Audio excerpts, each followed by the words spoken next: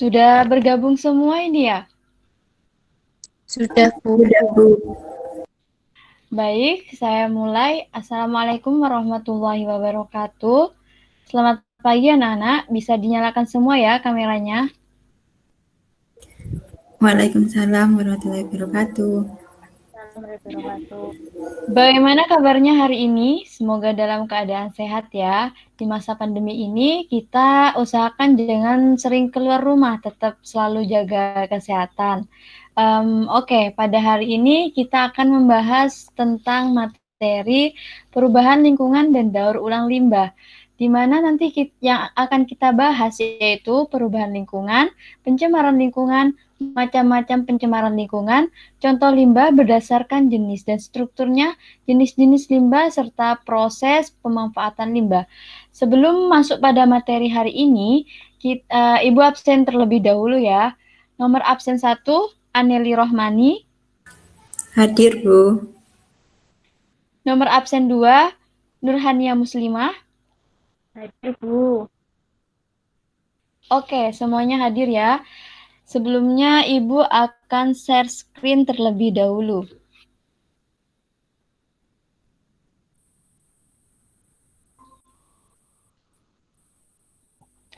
Apakah sudah terlihat? Sudah, Bu.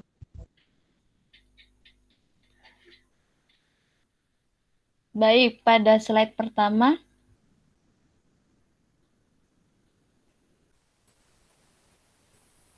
Slide pertama di sini Ibu menyajikan gambar tentang pencemaran lingkungan yang ada di sekitar kita. Seperti yang kalian ketahui bahwa pencemaran lingkungan bisa merusak ekosistem di suatu tempat. Siapa yang bisa menyebutkan macam-macam pencemaran lingkungan di sekitar kita? Saya, Bu.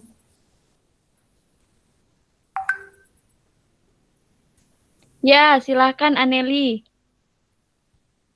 Macam-macam pencemaran lingkungan yaitu pencemaran tanah, pencemaran air, dan pencemaran udara. Ya, benar sekali jawaban Aneli. Kita lanjut pada slide berikutnya. Ibu akan menyampaikan tujuan pembelajaran pada hari ini. Yang pertama, setelah diskusi di kelas, siswa diharapkan dapat mengidentifikasi perubahan lingkungan. Yang kedua, setelah kegiatan diskusi di kelas, siswa diharapkan dapat menjelaskan pencemaran lingkungan. Yang ketiga, setelah kegiatan observasi kelompok, siswa diharapkan dapat menjelaskan faktor-faktor yang menyebabkan gangguan keseimbangan lingkungan. Yang keempat, setelah kegiatan diskusi, siswa diharapkan dapat mengidentifikasi jenis limbah yang mungkin dapat didaur ulang menurut jenisnya.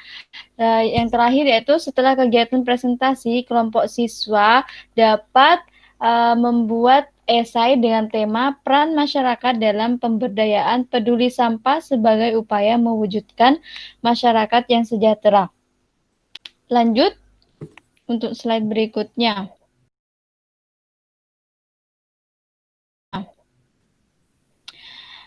Di sini ada perubahan lingkungan.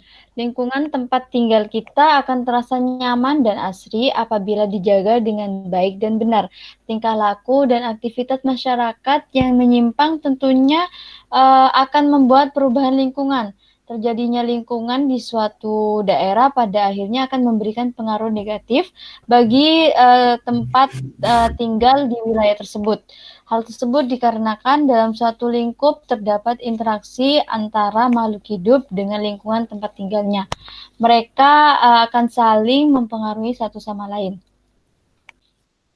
Pada slide berikutnya adalah pencemaran lingkungan. Ibu ingin bertanya dulu, apa itu pencemaran lingkungan? Ada yang bisa menjawab? Bu, saya izin berpendapat. Untuk pencemaran lingkungan itu merupakan kontaminasi komponen fisik dan biologis dari sistem bumi atau atmosfer sedemikian rupa yang membuat proses lingkungan terganggu. Mungkin dari temannya yang lain ada? Saya, Bu. Ya, silakan Aneli. Pencemaran lingkungan akan menyebabkan terjadinya penurunan kualitas udara sampai satu batas tingkatan tertentu yang mengakibatkan lingkungan tersebut menjadi kurang dan tidak dapat berfungsi kembali sesuai dengan tatanannya. Baik, jawaban Huma dan Nelly sudah benar bahwa pencemaran lingkungan yaitu masuknya bahan polutan berbahaya ke dalam lingkungan sehingga pencemaran lingkungan tersebut menimbulkan permasalahan kesehatan dan kesejahteraan pada manusia. Untuk selanjutnya yaitu macam-macam pencemaran lingkungan. Di sini terdapat 3 macam pencemaran lingkungan. Yang pertama yaitu pencemaran tanah dengan ciri-ciri tanah tidak subur, pH di bawah 6,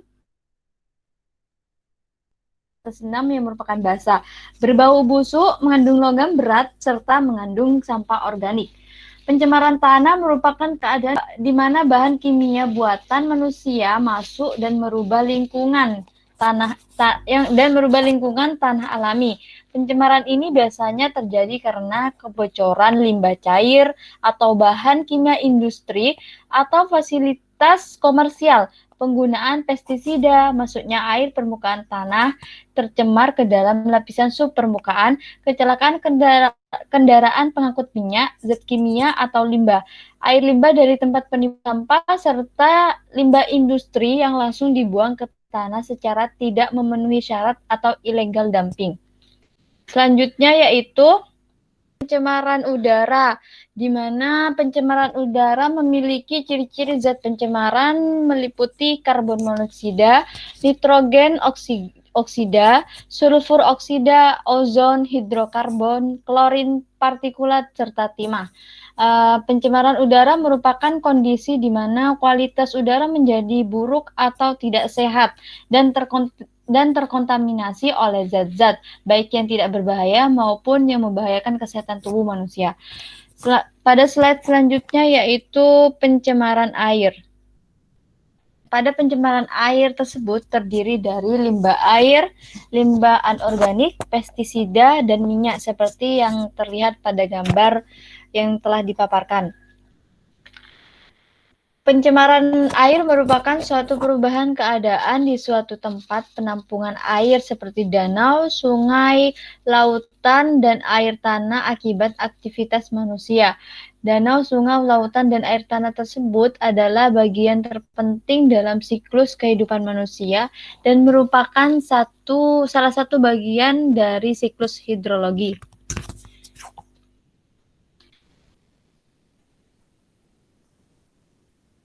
Baik, pada slide berikutnya Ibu memaparkan faktor tentang pencemaran lingkungan. Ada yang bisa menyebutkan faktor apa saja yang menyebabkan lingkungan bisa tercemar? Saya, Bu, izin menjawab.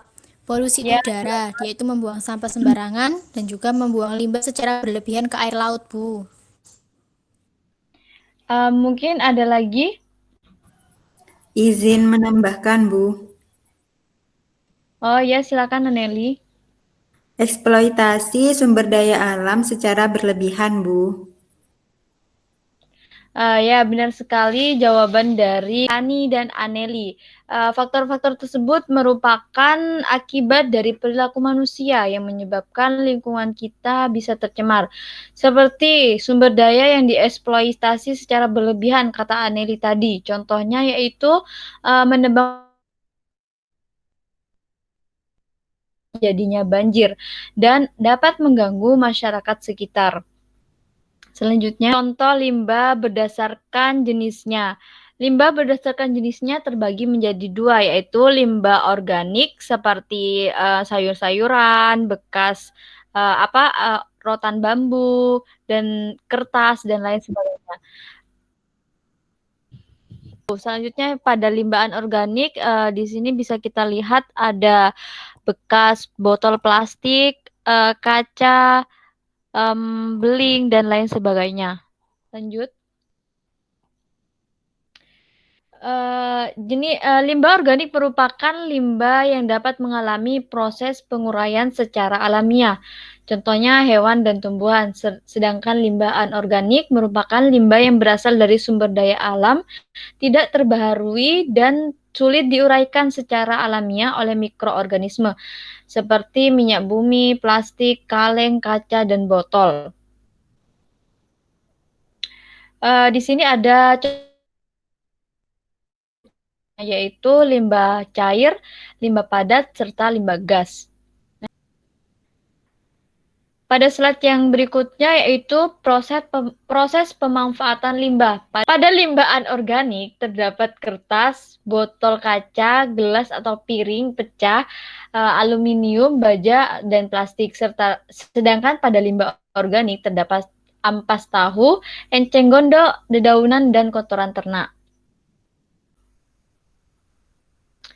Selanjutnya pada slide terakhir yaitu kegiatan ramah lingkungan yang meliputi 3R, reduce, reuse, recycle.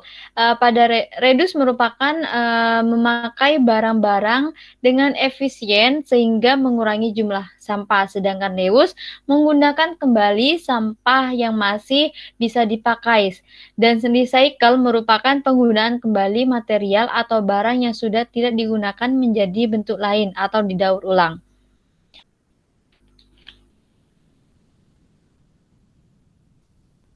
Baik anak-anak, setelah pemaparan materi tadi tentang perubahan lingkungan dan daur ulang limbah, apakah kalian sudah paham atau mungkin ada yang ingin bertanya? Ya Bu, saya Bu izin bertanya. Ya, silahkan Hani. Pabrik mesin mengoperasikan mesin dengan bahan bakar batu bara dan bahan bakar minyak. Harga batu bara lebih murah sehingga banyak dipilih oleh pabrik, tetapi menghasilkan emisi gas buangan lebih banyak dibandingkan bahan bakar minyak. Jika pabrik terus-menerus menggunakan batu bara, yang akan terjadi apa ya, Bu? Bagus sekali pertanyaan dari Hani. Jadi begini ya Hani, hasil pembakaran batu bara menghasilkan gas karbon dioksida. Jadi jika pabrik terus-menerus menggunakan batu bara, yang akan terjadi adalah gas buangan karbon dioksida menyebabkan efek rumah kaca sehingga suhu bumi meningkat. Bagaimana Hani? Apakah sudah jelas atau mungkin ada tambahan dari Aneli? Alhamdulillah jelas, Bu. Belum ada, Bu. Baik anak-anak, setelah menyampaikan materi pada hari ini, Ibu akan membagi kalian menjadi beberapa kelompok untuk mengerjakan handout yang akan Ibu share di grup WA untuk didiskusikan bersama kelompok kalian masing-masing. Setelah berdiskusi nanti kita kembali ke Google Meet ya untuk presentasi hasil diskusi perwakilan masing-masing kelompok. Baik, Bu. Ya, bisa meninggalkan ruang Google Meet.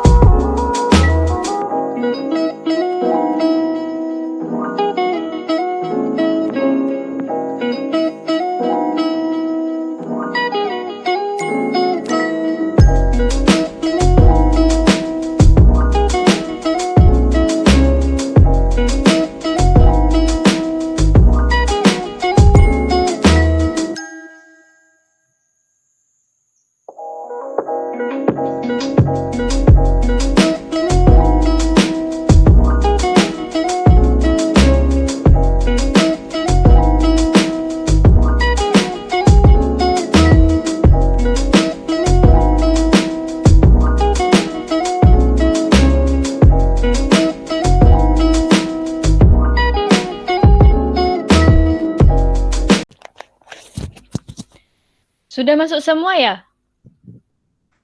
Sudah, Bu. Baik, saat ini waktunya kalian untuk mempresentasikan hasil diskusi kalian. Siapa yang akan mempresentasikan hasil diskusi pada pertemuan kali ini? Kelompok saya, Bu.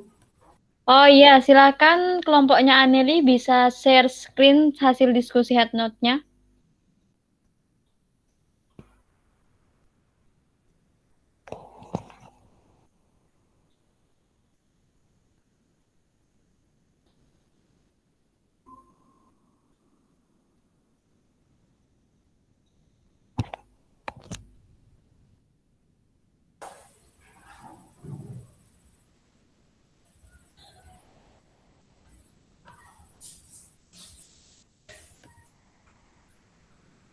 Baik, untuk pertanyaan yang pertama yaitu sampah organik di dalam sungai atau kolam menyebabkan kadar oksigen dalam air berkurang sehingga mengganggu kehidupan organisme yang ada.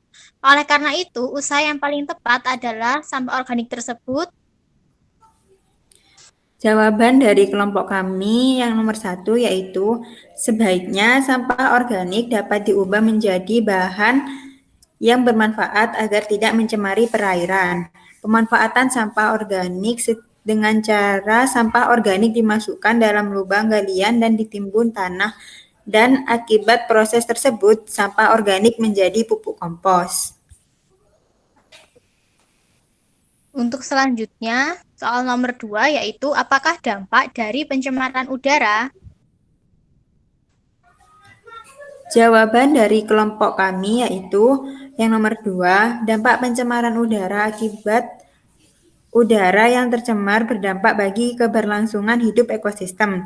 Dampaknya bisa berskala mikro dan makro. Pada skala mikro, berdampak pada kesehatan, seperti tubuh kekurangan oksigen dan menjadi lemas. Jika berlangsung lama, dapat menyebabkan kematian. Dampak skala makro seperti terjadinya fenomena hujan asam, efek rumah kaca, dan penipisan lapisan ozon. Untuk selanjutnya, soal nomor 3 yaitu apakah dampak pencemaran air? Jawaban dari kelompok kami yaitu air tercemar limbah akan berdampak tidak bisa dimanfaatkan karena limbah yang terkandung dalam air dapat membusuk dan muncul rasa dan bau tidak sedap. Proses pembusukan limbah oleh pengurai membutuhkan banyak oksigen. Dampaknya kadar oksigen dalam air yang diperlukan oleh makhluk hidup lainnya berkurang. Untuk soal selanjutnya nomor 4 yaitu apa manfaat dari daur ulang sampah? Manfaat daur ulang sampah yaitu yang pertama, mengurangi pencemaran akibat sampah, menghemat energi, dan menjaga sumber daya alam. Kemudian yang kedua, mencegah timbulnya penyakit di sekitar kita. Yang ketiga, menambah pengetahuan dan mengasah kreativitas. Kemudian yang keempat, menghemat pengeluaran. Yang kelima, menambah penghasilan. Untuk soal nomor 5 yaitu dari soal artikel, permasalahan apa yang dapat kamu simpulkan dari artikel di atas? Sungai Ciliwung tidak dapat menjalankan fungsinya dengan baik karena banyak sampah yang menumpuk di dalamnya, sehingga membuat keseimbangan ekosistem terganggu. Selanjutnya, soal yang kedua, setelah kamu memahami masalah yang terjadi, solusi apakah yang dapat kamu ajukan untuk menangani masalah tersebut?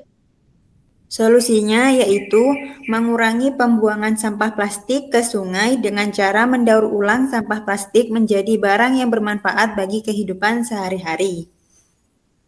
Selanjutnya, menurut Anda, solusi yang ada apakah benar-benar efektif? Ya, Karena dengan begitu aliran air sungai tidak akan tersumbat.